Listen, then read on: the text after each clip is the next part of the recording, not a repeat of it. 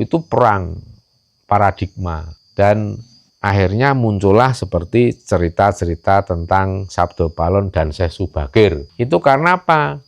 Ya pihak yang keras, garis keras itu nggak mau dikalah oleh peristiwa dan cerita tentang Sabdo Palon. Makanya dibikin seperti tandingan.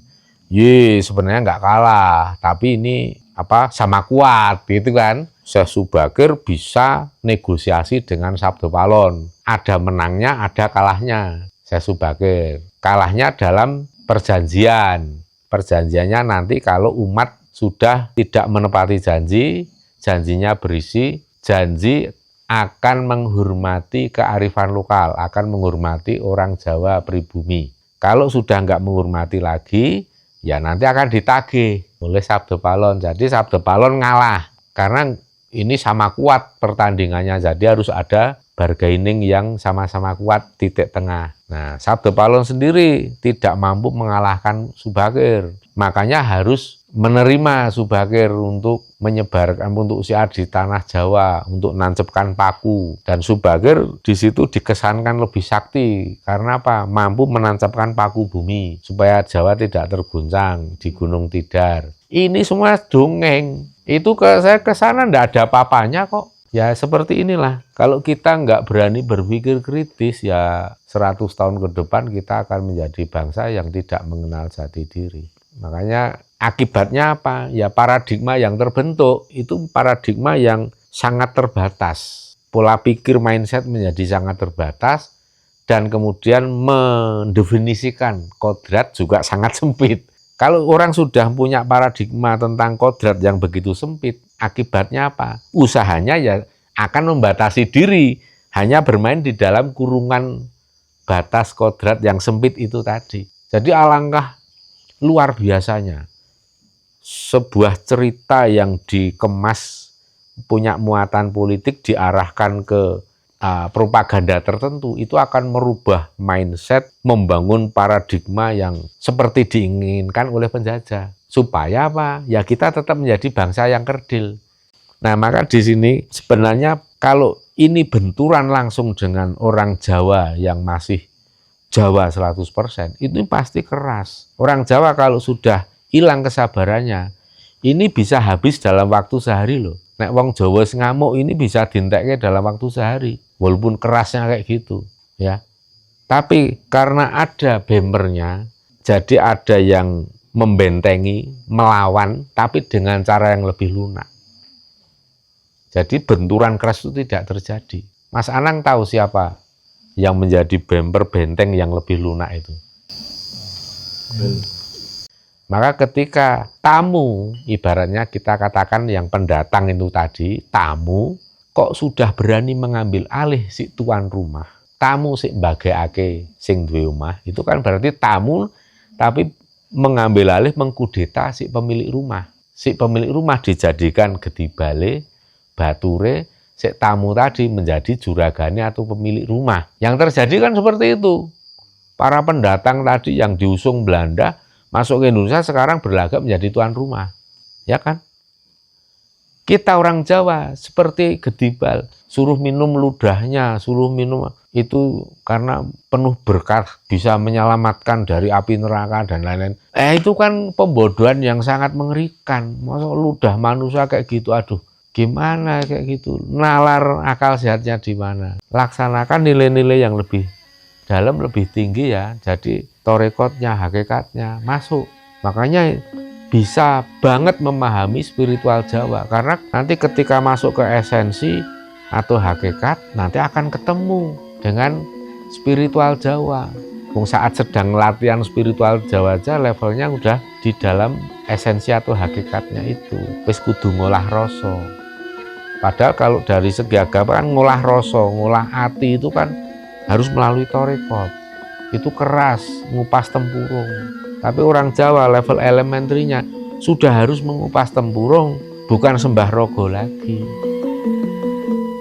Sedikit cerita, habis dari Ponorogo kemarin, dapat berapa? 1.200.000. Puji syukur bisa untuk sedekah para abdi dalem. Cah ragil sik Mas Ragil kan.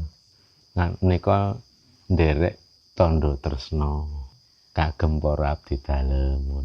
Wong Sumatera Barat ning campur Solo 3. Kelahiran Pontianak. Lah pun ini sambil menghabiskan minum sambil udut-udut kita mau sedikit cerita tentang pengalaman kemarin dari Ponorogo. Kebetulan kan ada dulur-dulur yang tanya bagaimana Romo kemarin beritanya dari Ponorogo. Kita memang belum membuat tentang ibaratnya ya laporan pengalaman ataupun pelaksanaan kemarin di Ponorogo. Jadi seperti yang kita sudah hafal, kita pas dalam perjalanan kadang ada hujan lebat. Sampai di lokasi terang benderang atau selesai hujannya. Atau dibalik, selama perjalanan tidak ada hujan. Setelah di lokasi ada hujan sebentar, dan pada saat kita mau melaksanakan nyekar, hujan berhenti.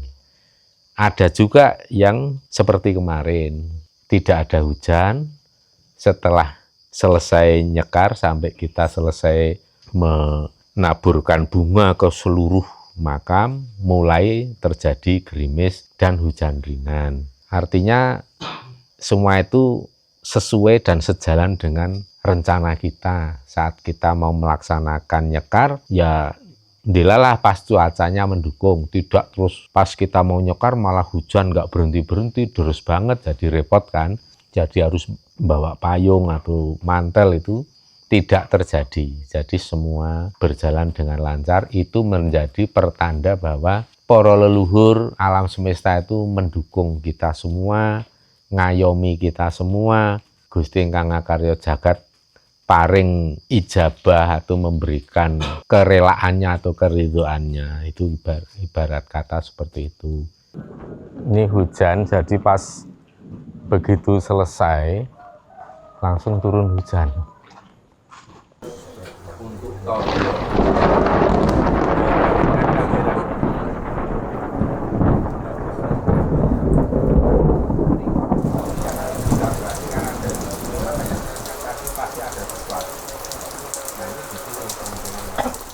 Ini kan berbeda dengan kalau kita bandingkan pada saat mau nyekar atau setelah nyekar malah terjadi mara bahaya besar sampai kemudian bisa menimpa atau mencelakai kita, kan tidak pernah terjadi selama ini. Itu menjadi tolok ukur bahwa apa yang kita lakukan itu ya selaras, harmonis dengan alam, diberikan restu para leluhur dan diberikan ijabah dari Tuhan yang Maha Kuasa. Dan ada yang bukan kebetulan kan menurut saya, kita memang tidak membawa seperti pisungsung bunga pinang atau bunga kembang jambe. Alasannya yang pertama karena kita tidak diperintah, karena mungkin yang Prabu Bathara Katong juga paham bahwa mencari bunga itu kan sulit. Nah, Jogja juga sulit banget mencari seperti itu, nggak ada yang jual juga. Nah, kalau di Blitar banyak.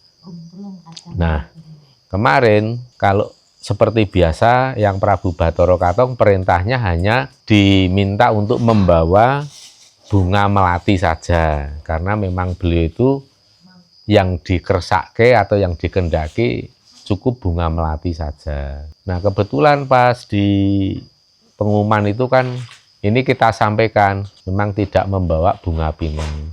Dilalah ada yang dari mana itu, dari Blitar, dari Surabaya, dan dari Ponorogo sendiri, itu ada yang bawa. Jadilah waktu itu ada 3 rangkaian bunga pinang. Jadi jangkep semuanya ada. Dan kemarin ada pesan juga dari yang Prabu Bathara Katong bahwa diwanti-wanti kan mungkin kemarin itu ada bunga yang sisa dibagi yang merah putih campur dengan kenanga, kantril, melati, bunga setaman. Mungkin ada yang turah banyak, terus oleh abdi dalem mungkin ya, karena saya tidak lihat sendiri, disekarke di pasarian yang Prabu Bathara Katong. Nah, kemarin yang Prabu Bathara Katong ngendika dan pesan sekaligus kalau beliau sebenarnya tidak kerso atau tidak menginginkan ditaburi bunga setaman karena cukup bunga melati saja, sama kalau ada bunga pinang ya enggak apa-apa. Tapi yang utama adalah bunga melati. Cuman kan kita belum bisa matur, belum bisa menyampaikan ke abdi dalem karena kan itu harus kita sampaikan secara langsung nanti kalau suatu ketika ke sana. Itu yang dipesankan oleh beliau Eyang Prabu Bathara Katong. Yang ketiga, beliau juga mengoreksi bahwa yang di sebelah kanan itu kan ada 4 atau 5 pasarian ya, yang tempat yang Niken Gandhini, garwa Eyang Prabu Bathara Katong. Sekawan nggih, ada 4 makam, kalau enggak 5 sekawan, tapi ketoke 4. Itu kan kalau menurut keterangan Nun Sewu, ini keterangan abdi dalem setempat itu menyampaikan bahwa semua yang di situ itu garwa dari Eyang Prabu Bathara Katong. Nah, kemarin waktu setelah dari Ponorogo itu Eyang Niken Gandhini menyertai kami perjalanan pulang ke Jogja. Sampai ke Jogja, sampai di Jogja pagi jam berapa ya? Jam 6:30 Pak ya? Ya sekitar jam 6:30. Nggak lama kemudian Eyang Niken Gandhini kondur. Nah besok paginya gantian Eyang Prabu Bathara Katong rawuh ke rumah karena apa? Ternyata Eyang Niken Gandhini rawuh lagi. Jadi Eyang Prabu Bathara Katong nyusul Eyang Niken Gandhini. Yang kata Eyang Prabu Bathara Katong, Eyang Niken Gandhini garwa beliau itu nggak mau pulang, belum mau pulang karena apa? Nunggu karena pengen dahar sayur lodeh. Nah, nggak tahu yang masak siapa, pagi-pagi, yang masak sih Sum. Kayak ora biasanya piye, Om? Rasane rada enak biasanya kayak Sunda. Oh. Ya, ini Mbak Sum yang suka ngewangi masak di rumah itu tanpa diperintah ya. Berarti inisiatif sendiri nyayur lodeh, dan biasanya kalau Mbak Sum yang nyayur itu ya tidak seenak Mami. Tapi waktu itu kok enak banget kayak Mami yang masak. Nah, kalau Romo biasanya tahu, paham ini pasti ada andil langsung dari Eyang Brintik, garwa Eyang Panembahan Budu yang hampir setiap hari di situ di rumah. Pasti ada ditambahi bumbu oleh beliau jadi enak, karena kalau masakannya Mbak Sum asli itu nggak seenak itu. Ini yang masak bukan Mami, wong Mami aja kan tak kasih tahu tadi Eyang Niken Gandhini nggak mau kondur karena ternyata nunggu masakan sayur lodeh ya Mami. Katanya Mami baru ngerti juga kalau masak sayur lodeh sih Mbak Sum itu. Terus Eyang Prabu Bathara Katong ngendika, ya wis aku ya tak nunggu wae, nongken aku ya pengen dahar dengan sayur lodeh, malah kuwi dimingi-mingi karo arep digorengke gereh jenenge jambal roti. Kuwi kaya ngopo enake gitu. Jadi masak sayur lodeh, sambel dan goreng jambal roti. Itu Romo masih berbaringan di tempat tidur, masih merem-merem gini, masih setengah melek. Diajak ngobrol Eyang Prabu Bathara Katong. Terus habis itu Romo bangun, tanya Mami, "Manu wong nggawe sayur lodeh pon?" Nah itu Mami baru tahu juga ada sayur lodeh. Ternyata Mbak Sum masak sayur lodeh. Nah itu ditunggu Eyang Niken Gandhini. Terus habis itu kan Eyang Prabu Bathara Katong setelah dahar sayur lodeh bersama Eyang Niken Gandhini, nunggu Eyang Niken Gandhini kondur dulu di Ponorogo. Terus Eyang Prabu Bathara Katong kata beliau mau mampir dulu ke Keraton Kidul, tempat Kanjeng Ratu Kidul. Nah di situ, dan gambaran seperti apa Eyang Prabu Bathara Katong itu ya seperti hampir sekilas hampir seperti Begawan Pasopati ya gitu. Jadi nggak pakai baju, jadi cuman apa ya, ini telanjang dada, terus bawah itu ya pakai seperti bebet apa ya nek wong jaman biyen, dan rambut digelung sini gitu. Ya gitu ke belakang terus digelung. Ya kalau kita bayangkan tokoh-tokoh Majapahit itu ya seperti itu. Ternyata ya seperti itu, dan nggak pernah pakai baju seperti Begawan Pasopati juga. Nah, jadi ini jelas apa yang digambarkan orang zaman sekarang itu beda. Kalau orang zaman sekarang kan menggambarkan Ki Ageng Giring itu pakai jubah, ya sebenarnya itu hanya imajinasi orang zaman sekarang aja yang sakarepe sing nglukis ya. Seperti Patih Gajah Mada aja wajahnya diukir, dilukis seperti siapa? Muhyamin apa ya? Yang bikin ya kan dibikin seperti mirip wajahnya, makanya ininya gede-gede seperti tembem gitu, terus badannya dibikin kekar kayak binaraga. Itu salah banget. Nanti saya bikin sketch lah yang mendekati aslinya. Nah, itu yang pesen dari Yang Prabu Bathara Katong mengoreksi bahwa garwa beliau itu ya hanya Eyang Niken Gandhini itu dan satu lagi widodari. Jadi makam yang lain itu bukan 4, istrinya itu bukan 4, dan yang lain itu mungkin penderek dari Eyang Niken Gandhini. Tapi yang jelas istri beliau Eyang Niken Gandhini.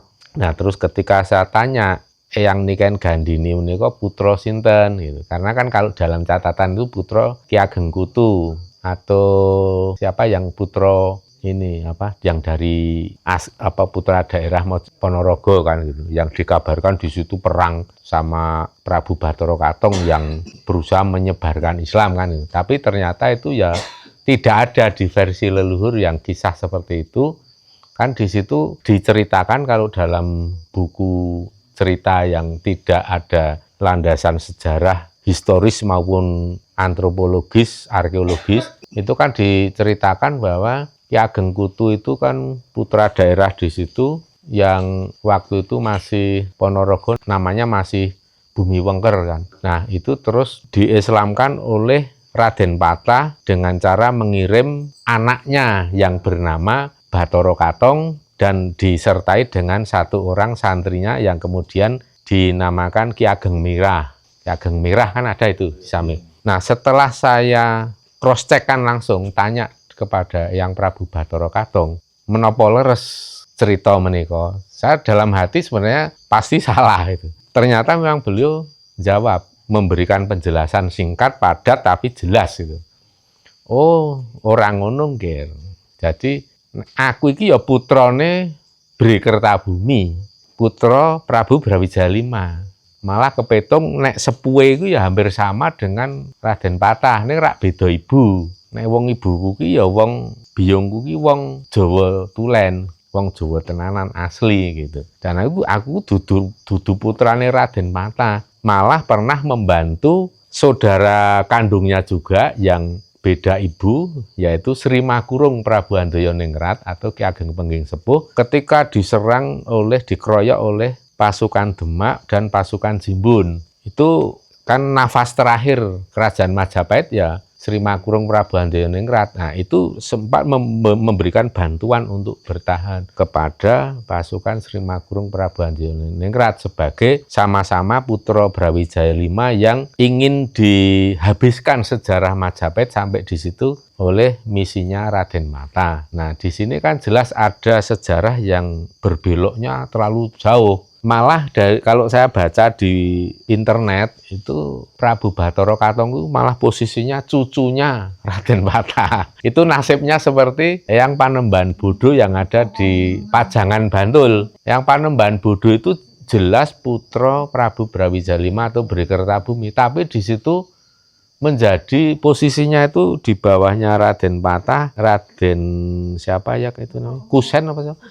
Nah, terus di bawahnya lagi baru yang Panembahan Bodo. Lah kan muda, berarti kan setara dengan seperiode dengan ini Ki Ageng Pemanahan atau Sultan Hadiwijaya. Padahal jelas Panembahan Bodo itu jauh lebih sepuh, lebih senior. Nah, ini kan jelas ada pembelokan sejarah yang tanpa dasar, hanya berdasarkan keinginan untuk ya karena sejarah yang tidak asli itu kan bisa diisi dengan muatan-muatan politis yang berisi propaganda untuk mengarahkan para pembaca supaya mengikuti apa yang alur politik yang dikehendaki. Jadi bisa seperti itu. Makanya kalau ketika kita ada kesempatan untuk cross check dengan leluhur ya kita lakukan cross check. Ternyata memang beda banget dan saya sempat nuwun sewu menanyakan ayahnya Eyang Niken Gandhini itu siapa. Ya jawabnya sambil bercanda entah bagaimana, ambuh gitu. Ya itulah ya kita dihadapkan kepada fakta dan kenyataan. Kalau saya percaya 100% Masa yang Prabu Bathara Katong mau manipulasi sejarah, kan beliau pelaku sejarah yang kita tanyakan di periode beliau masih hidup dan menjawabnya seperti itu. Ya, ini mudah-mudahan bisa sedikit untuk memberikan celah dan menjadi antitesis buat para sejarawan, para arkeolog yang sedang menggali sejarah. Dan ini sekaligus menjadi kontradiksi terhadap buku-buku yang ya kalau kita katakan ya itu hanya berisi dongeng, karena seperti mitologi, cerita rakyat yang tidak ada dasar historis, arkeologis, antropologis, itu hanya sekedar mitologi. Nah, maka ya seperti itu banyak sekali beredar. Sedangkan sejarah yang asli itu pasti ada cerita-cerita yang masuk dalam kidung, tapi ya kalau sekarang mungkin disimpan di pustakaan Belanda sana. Tapi saya percaya nanti suatu saat itu bisa kita buka kembali lembaran sejarah itu. Pesan beliau yang ketiga yang saya catat itu, aku nedha nrimo ya nggih, aku terima kasih sekali zaman sekarang masih ada orang-orang yang menggunakan cara Jawa, cara leluhur sing luwih trep sila dengan tradisi budaya dan kehidupan yang sejatinya. Saya menangkap maksudnya, misalnya orang datang nyekar ke makam atau ziarah, itu ya usahakan tidak hanya berdoa dengan ucapan atau mulut saja. Mbok ya bawa lah bunga, dupa. Ya kalau orang Jawa bisa nembang ya monggo nembang. Yang nyatanya begitu kita nembang itu leluhur banyak yang rawuh. Karena apa? Paham isinya nembang. Kalau yang nggak paham ya seperti Nyai Tau itu ketika dengar tuh kayak gitu ngomong apa tongger gitu. Itu pada ngomong apa. Ya bahasanya kan nggak dipahami, dimengerti leluhur. Tapi ketika kita nembang Jawa itu kan langsung tahu artinya. Ini kan doa yang sangat sakral, sangat tinggi dan diisi dengan pesan-pesan moralitas yang sangat luhur. Jadi itu langsung menyentuh ke perasaan para leluhur sendiri yang kemudian pada ngeruyuk untuk mengelilingi kita. Kalau itu kita laksanakan ya itu lebih mudah terkoneksi antara kita dengan leluhur yang sedang kita sowani. Pesan yang keempat yang ini karena saya tanya dulu juga, menawi Ki Ageng Merah nika sinten? Menapa leres menika santri panjenengan? Oh dudu nggih, Ki Ageng Merah ku ya mantu Prabu Brawijaya V, menantu, putra menantu. Yang namanya aslinya siapa lupa. Itu kalau nggak langsung saya catat itu biasanya lupa. Jadi ya Ki Ageng Merah itu kan di dalam cerita mitologi kan dikatakan yaitu santri yang disuruh Raden Patah untuk menyertai Prabu Bathara Katong saat ingin mau mengalahkan Ki Ageng Kutu yang dianggap sebagai orang yang membangkang atau yang melawan Majapahit dengan cara sindiran, membuat reog Ponorogo, ada tarian dadak merak yang isinya itu mengejek Prabu Brawijaya V yang kepencut dengan putri dari Cina. Nah, jadi itu yang istilahnya itu kan sindiran atau satire. Prabu Bathara Katong tidak melakukan penyerangan apalagi membunuh atau menewaskan Ki Ageng Kutu, itu ternyata tidak terjadi. Jadi ya kita dari sini sudah paham lah, oh ya banyak sejarah yang katanya sejarah dalam tanda petik itu isinya hanya propaganda politik. Maka kalau kita ingin menelusuri sejarah, ingin melihat keagungan kebesaran jati diri Nusantara ini ya harus lebih bijaksana untuk membaca sejarah, karena sekarang sejarah palsu yang beredar itu jauh lebih banyak, lebih mudah kita temukan bertebaran di mana-mana, di internet itu banyak bejibun. Maka sing penting jangan kagetan gumunan, jangan apa-apa percaya. Ini kan ditulis di internet ya. Tulisan di internet itu bukan sesuatu yang sudah verified atau sudah dilakukan verifikasi, diuji kebenarannya melalui ujian tesis, antitesis, sintesis baru. Itu nggak ada, kaidah akademiknya nggak ada. Itu lebih ke hanya tulisan yang orang ngarang cerita juga bisa tanpa ada kaidah akademik atau epistemologinya tidak memenuhi syarat. Kenapa? Kita tahunya gimana sejarah itu benar atau enggaknya? Biasa kita bisa melihat dari periodisasi.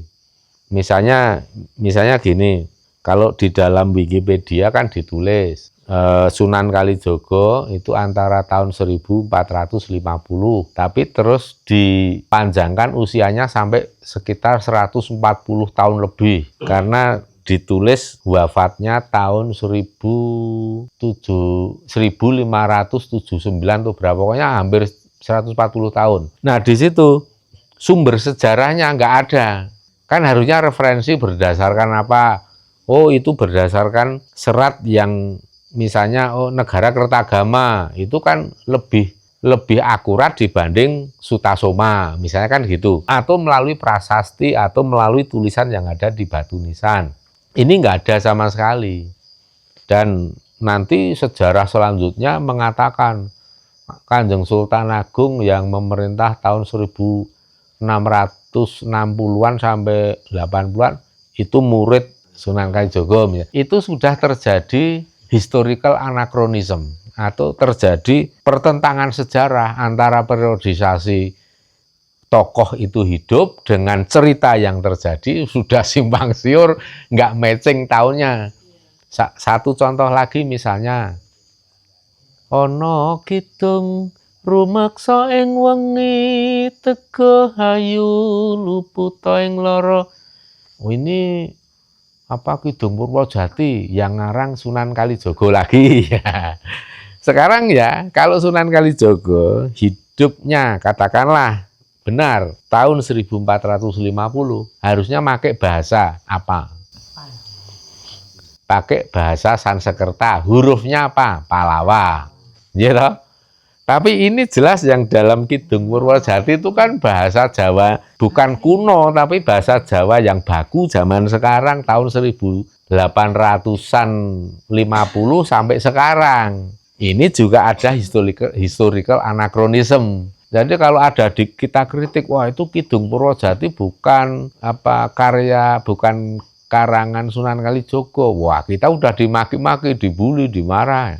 Apa buktinya? Ya kalau kita membuktikan gitu, melalui kajian bahasa yang digunakan. Oh ini bahasa Jawa sekarang kok, sedangkan penulisnya hidup tahun 1450 sampai, katakanlah kita percaya deh, sampai umurnya 140 tahun, tahun 1560-70. Itu Portugis saja belum jajah Indonesia. Bahasanya belum lahir ya. Belum lahir, Portugis jajah kan baru tahun 1600 atau 1599. Nah, itu masih bahasa apa yang dipakai? Nah, ini dari sini kita harus kritis. Makanya kita ini jadi generasi penerus perlu meningkatkan sedikit saja kecerdasan. Kita udah bisa menjadi generasi yang angel dihapusi.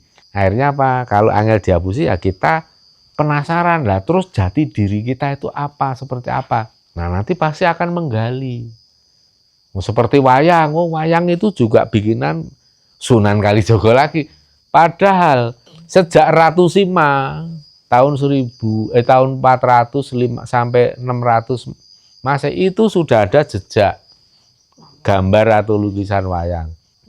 Belum naskah Merapi yang menghubungkan apa seperti mata rantai yang hilang itu antara Mataram kuno pindah ke Jawa Timur itu kan antara abad 10-11. Itu kan ada mata rantai yang hilang, nyambungnya di mana. Nah ini naskah Merapi yang kemarin kamu baca itu, Nduk. Itu di situ sebenarnya ada tradisi wayang sudah ada. Berarti kan sekitar abad 10-11. Jauh 5 abad atau minimal 4 abad sebelum ada Sunan Kalijogo. Nah ini harusnya yang seperti ini kita bisa lebih mengkaji, meneliti. Pengaburan sejarah gitu ya. Anjir, seperti ada pengaburan sejarah karena itu tadi sejarah diisi muatan politik, kepentingan politik tertentu. Makam-makam yang diklaim sebagai makam Habib itu ya? Itu sama. Itu Nah, sebenarnya makam tokoh Jawa. Seperti misalnya Ki Ageng Tarup. Itu kan jelas Joko Tarup Kidang Telangkas. Itu juga leluhurnya ada dari Majapahit tapi dari garis sebelum Prabu Brawijaya V itu, jadi sebelum Kertabumi, Bri Kertabumi. Tapi turun-temurun ada Ki Ageng Tarup, terus bikin silsilah, garis di atasnya itu udah Syekh Maulana Asyad. Nah itu kan, wah beloknya kok ya ora rating. Nah terus yang lucu lagi, yang di Ki Ageng Selo itu di situ ada yang Gusti Mangkunegoro 4 siapa. Terus di atasnya juga itu nanti ada Syekh lagi. Nah cuma nempelin gambarnya itu yang Gusti Mangkunegoro 4 itu gambarnya jadi siapa. Jadi ini ngawur sampai, Pak ini keliru semua loh, saya. Dari foto yang ditempel keliru. Mbok ampun ngoten niku nak ngisen-isen ke waris lho. Kok dikira wong bodho ora ngerti sejarah. Gusti Mangkunegoro kawan mboten kok ngeten iki rupane yang kula. Nah, Malik elik wae Mas. Nah, ya makanya kan seperti Prabu Bathara Katong, kemudian sejarahnya diarahkan ke sana, itu nanti akan membawa dampak ke dalam bentuk konstruksi bangunan. Semuanya akan diidentikan dengan cerita yang itu. Padahal cerita itu kalau para arkeolog, sejarawan, antropolog, kalau ditanya dan menjawab jujur, ya pasti akan meragukan semua itu. Nggak ada. Dalam kajian sejarah secara akademik nggak ada. Historical kajian yang historisnya benar nggak ada. Lemah sekali sampai ke mana asal usul tarian Reog Ponorogo ya, yang kemudian digeser lagi itu menjadi syiar agama, jadi tidak ada ejekan sindiran ke Majapahit, itu juga akhirnya hilang karena itu tadi diarahkan sebagai yang isinya membawa misi untuk syiar. Ya seperti inilah, kalau kita nggak berani berpikir kritis, ya 100 tahun ke depan kita akan menjadi bangsa yang tidak mengenal jati diri. Makanya akibatnya apa? Ya paradigma yang terbentuk itu paradigma yang sangat terbatas. Pola pikir mindset menjadi sangat terbatas dan kemudian mendefinisikan kodrat juga sangat sempit. Kalau orang sudah punya paradigma tentang kodrat yang begitu sempit, akibatnya apa? Usahanya ya akan membatasi diri, hanya bermain di dalam kurungan batas kodrat yang sempit itu tadi. Jadi alangkah luar biasanya sebuah cerita yang dikemas punya muatan politik diarahkan ke propaganda tertentu, itu akan merubah mindset, membangun paradigma yang seperti diinginkan oleh penjajah. Supaya apa? Ya kita tetap menjadi bangsa yang kerdil.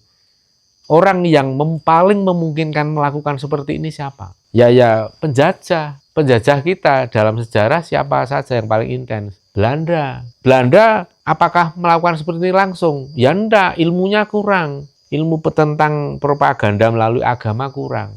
Makanya sangat wajar lah ketika penjajah Belanda mengimpor besar-besaran orang dari Hadramaut masuk ke Indonesia. Dan disitulah mulai menebarkan virus yang luar biasa sampai hari ini.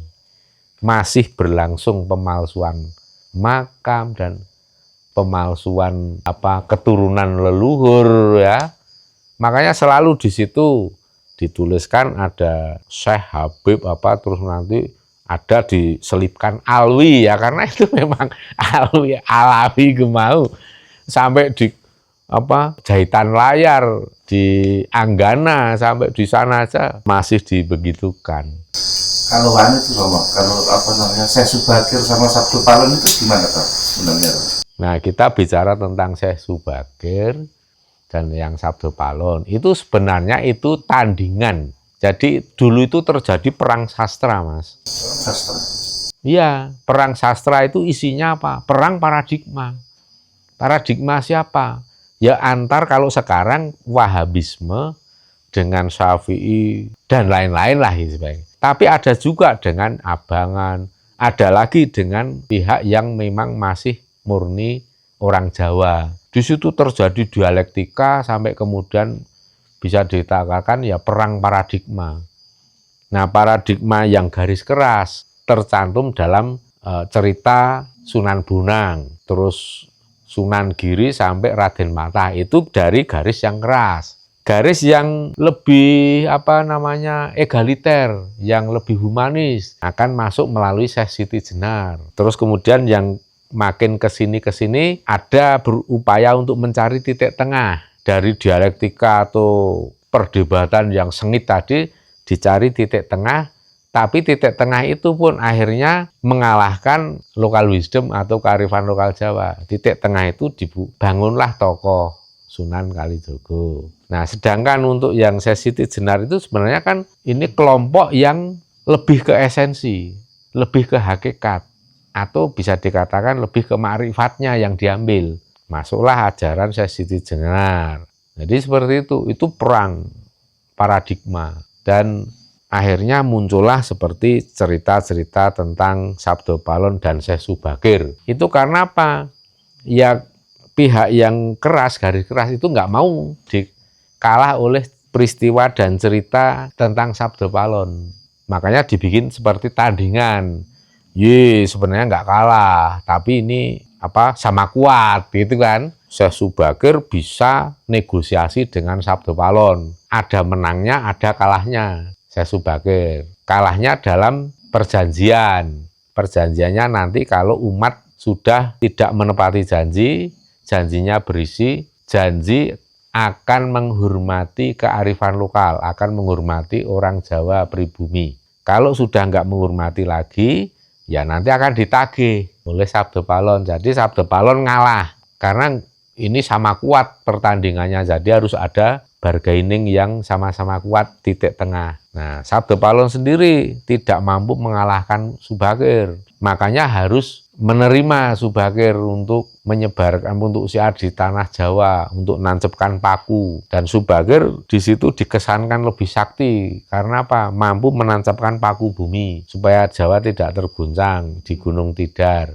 Ini semua dongeng. Itu saya ke sana enggak ada apa-apanya kok. Gunung Tidar itu memang pusernya tanah Jawa, tapi bukan kok ada Syekh Subagir dan tempatnya Sabdo Palon. Kita enggak bisa membuktikan secara metafisik, enggak ada. Tetapi itu memang puser, titik tengahnya Pulau Jawa. Kalau diukur garis lurus antara Banyuwangi dengan ujung kulon, titik tengahnya ya di Gunung Tidar itu. Itu ibarat pusernya. Maka nanti suatu saat puser itu akan mengalir lumpur keluar dari situ barengan dengan Rawa Pening, Ambarawa, keluar api mubal-mubal. Tapi itu hanya sebagai pertanda bahwa inilah saat di mana calon Ratu Adil lahir. Itu aja, nggak lebih dari itu. Tapi nggak ada yang namanya pertentangan Subagir dengan Sabdo Palon. Sabdo Palon ya Sabdo Palon tetap menjalankan. Cuman kalau yang namanya tagihan, ini kan mungkin bisa karena ini versinya secara logika, secara akal sehat. Orang kalau diberikan tempat, diberikan ibaratnya diwenehi ati, ya kan. Kalau suatu ketika sampai berani ngerogoh rempelo, pasti akan ada karmanya, pasti akan ada tulahnya. Maka ketika tamu, ibaratnya kita katakan yang pendatang itu tadi, tamu, kok sudah berani mengambil alih si tuan rumah, tamu sing mbagekake sing duwe omah, itu kan berarti tamu tapi mengambil alih, mengkudeta si pemilik rumah. Si pemilik rumah dijadikan gedibale, bature, si tamu tadi menjadi juragane atau pemilik rumah. Yang terjadi kan seperti itu. Para pendatang tadi yang diusung Belanda masuk ke Indonesia sekarang berlagak menjadi tuan rumah. Ya kan? Kita orang Jawa seperti gedibal, suruh minum ludahnya, suruh minum itu karena penuh berkah, bisa menyelamatkan dari api neraka dan lain-lain. Itu kan pembodohan yang sangat mengerikan. Masa ludah manusia kayak gitu, aduh, gimana kayak gitu? Nalar akal sehatnya di mana? Tapi banyak orang yang terhasut gitu loh. Nah, maka di sini sebenarnya kalau ini benturan langsung dengan orang Jawa yang masih Jawa 100%, itu pasti keras. Orang Jawa kalau sudah hilang kesabarannya, ini bisa habis dalam waktu sehari loh. Nek wong Jawa ngamuk ini bisa dienteknya dalam waktu sehari, walaupun kerasnya kayak gitu, ya. Tapi karena ada bemernya, jadi ada yang membentengi, melawan, tapi dengan cara yang lebih lunak. Jadi benturan keras itu tidak terjadi. Mas Anang tahu siapa yang menjadi bemper benteng yang lebih lunak itu? NU. Karena NU itu mempelajari agama, mengamalkan agama lebih tinggi, lebih dalam yang dilaksanakan, nilai-nilai yang lebih dalam, lebih tinggi ya. Jadi torekotnya, hakikatnya masuk. Makanya bisa banget memahami spiritual Jawa. Karena nanti ketika masuk ke esensi atau hakikat, nanti akan ketemu dengan spiritual Jawa. Saat sedang latihan spiritual Jawa aja levelnya udah di dalam esensi atau hakikatnya itu. Wis kudu ngolah rasa. Padahal kalau dari segi agama kan ngolah rasa, ngolah hati itu kan harus melalui torekot. Itu keras, ngupas tempurung. Tapi orang Jawa level elementernya sudah harus mengupas tempurung, bukan sembah rogo lagi. Kan ada sembah rogo, sembah kolbu, jiwa, yuk sembah rasa, ya kan? Ini beliau yang Gusti Mangkunegara keempat ini yang mengajarkan. Samengko ingsun tutur. Itu kan, ya Om, sembah catur, jadi anak catur sembah. Itu yang kita ulas ini ada di ilmunya beliau. Yang namanya catur sembah. Itu juga ada di Serat Widatama.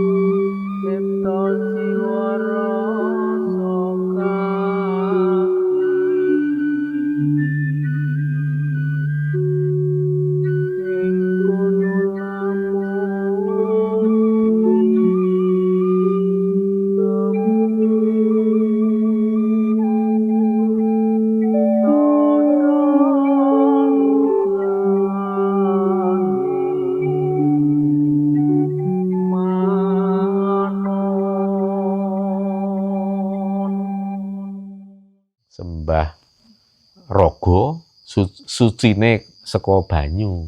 Sembah sukma itu ya carane nyembah ya tapa tapaking Hyang Sukma. Golek ana tapaking kuntul anglayang. Golek ana galihe kangkung. Kangkung yang tengahnya kosong ya carilah intinya, galihnya di dalam itu. Lho kok kosong? Lah ya iya. Gusti iku tan kena kinira, tan kena kinaya ngapa. Sejatine ora ana apa-apa, sik ana kuwi dudu. Anane ya biar padang terawang. Gitu. Nah, itu ilmu Jawa yang umum. Kita bisa memahami kalau kita menggunakan akal sehat dan pakai rasa. Rasane rasa sejati. Mula kalau wong Jawa pun dalam tutur kata, dalam tingkah laku semua harus diimbangi dengan rasa, menggunakan rasa. Wong Jawa kuwi jiwa kang kajawa. Jadi jiwane iki rasanya dikeluarkan dalam bentuk ucapan dan tingkah laku gitu. Wong Jawa nek jiwane urung kajawa ya durung jauh gak Jawa. Durung paham gak Jawa rek ini kan. Nah, itu pesene Prabu Bathara Katong. Itu tadi beberapa pesan dan weling beliau. Dan pesan yang kelimanya, yang terakhirnya, terusno laku mungger wis becik kabeh, aku nedro nrimo wis ngejak wong akeh banget marak sowan. Jadi lanjutkan tata cara hidupmu seperti itu. Saya berterima kasih sekali karena sudah mengajak saudara-saudara banyak sekali marak sowan. Engsun bakal paring sawab pangestu nggih. Tansah bejo uripe, selalu beruntung hidupnya dan dimudahkan mencari rezeki. Gampang anggone golek pangupa boga, pangupa jiwa, pangestuku tanpa nolongger. Nganteni lakumu kabeh anggone padha urip bebrayan agung. Itu jadi luar biasa sekali, matur sembah nuwun Eyang Prabu Bathara Katong. Sawab pangestu dados jimat paripih ingkang andayani kasantosaning gesang kita sedaya. Mekaten. Harus lebih optimis.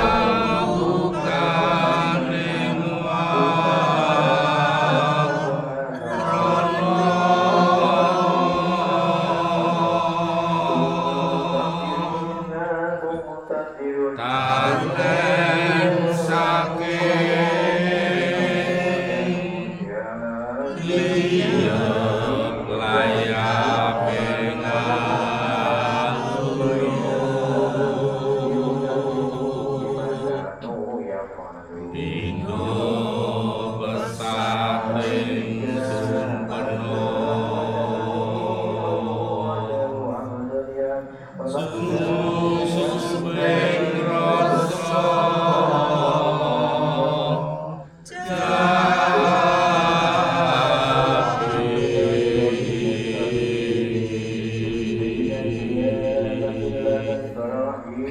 Bu, 57.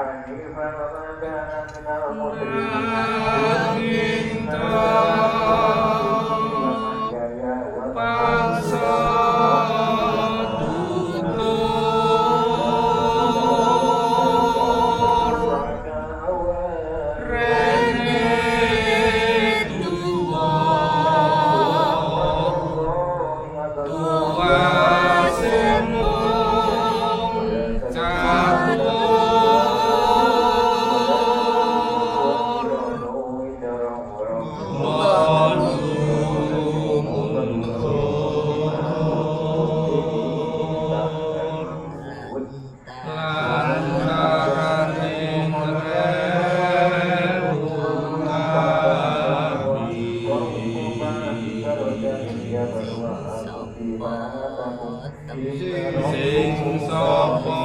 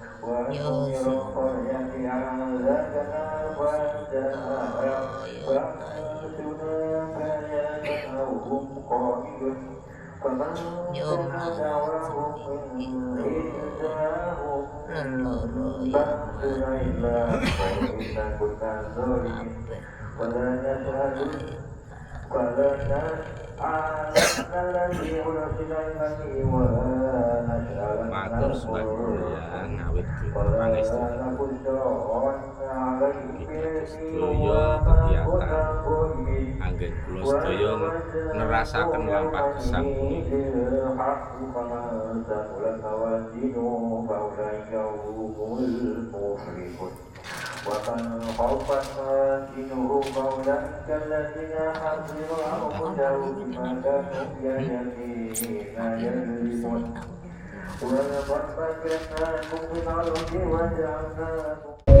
Thank you.